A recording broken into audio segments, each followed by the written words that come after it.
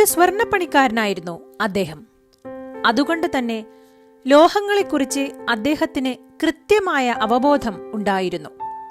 അതുപോലെ നിറയെ നിറമുള്ള ആശയങ്ങളും ആ മനസ്സിൽ ഉണ്ടായിരുന്നു. ജർമ്മൻകാരനായ ജൊഹാൻ ഗുട്ടൻബർഗ്, അതായിരുന്നു അദ്ദേഹത്തിന്റെ പേര്. മെയിൻസ് എന്ന ചെറുപട്ടണത്തിൽ സ്വർണവും ഇരുമ്പും ഉലയൂതി വിവിധ നിർമ്മാണ പ്രവർത്തനങ്ങൾ നടത്തിവരികയായിരുന്നു അദ്ദേഹം. അക്കാലത്താണ് അക്ഷരങ്ങൾ എന്ന അത്ഭുതത്തെക്കുറിച്ച് ജൊഹാൻ ചിന്തിച്ചത്. പ്രത്യേകമായ അച്ചുകൾ അതിനായി അദ്ദേഹം തയ്യാറാക്കി.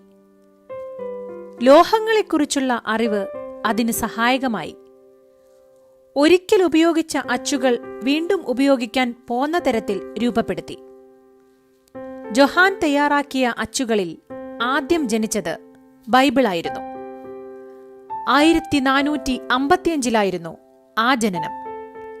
തുടർന്ന് ഒരു കലണ്ടറും അദ്ദേഹം അച്ചടിച്ചു. ജർമ്മനിയിൽ നിന്നും അച്ചടി യൂറോപ്പിന്റെ വിവിധ ഭാഗങ്ങളിലേക്ക് പടർന്നു. ജൊഹാൻ കണ്ടെത്തിയ അടിസ്ഥാന തത്വങ്ങളിൽ നിന്നും അച്ചടി അതിവേഗം വളർന്ന് വികസിച്ചു. ജൊഹാന്റെ കാര്യമാകട്ടെ കേസും കൂട്ടവുമായി. അനേകം പേർ അതിനു മുമ്പേ അച്ചടി കണ്ടെത്തിയിരുന്നു എന്ന അവകാശവാദവുമായി രംഗത്തെത്തി. അവയെല്ലാം കോടതി വ്യവഹാരങ്ങളിലുമെത്തി. ജൊഹാനാകട്ടെ ഒന്നും സ്ഥാപിച്ചെടുക്കാനുള്ള രേഖകൾ സൂക്ഷിച്ചതുമില്ല. പിന്നീടെപ്പോഴോ ജൊഹാൻ ഗുട്ടൻബർഗ് വിസ്മൃതിയിലായി. അദ്ദേഹത്തിന്റെ മരണം പോലും ഏതു വർഷമെന്ന് സ്ഥിരീകരിക്കപ്പെട്ടില്ല. കാലം പിന്നെയും മുന്നോട്ട് യാത്രയായി. ഒടുവിൽ ആ കാലം വന്നു. ലോകം ആ സത്യം തിരിച്ചറിഞ്ഞു.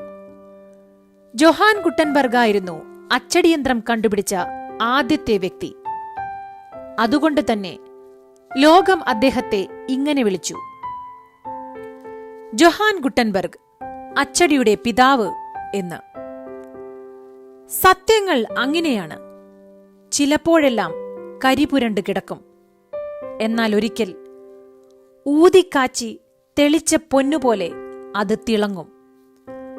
ആ തിളക്കത്തിനെ ക്ഷമയോടെ കാത്തിരിക്കുക. ശുഭദിനം.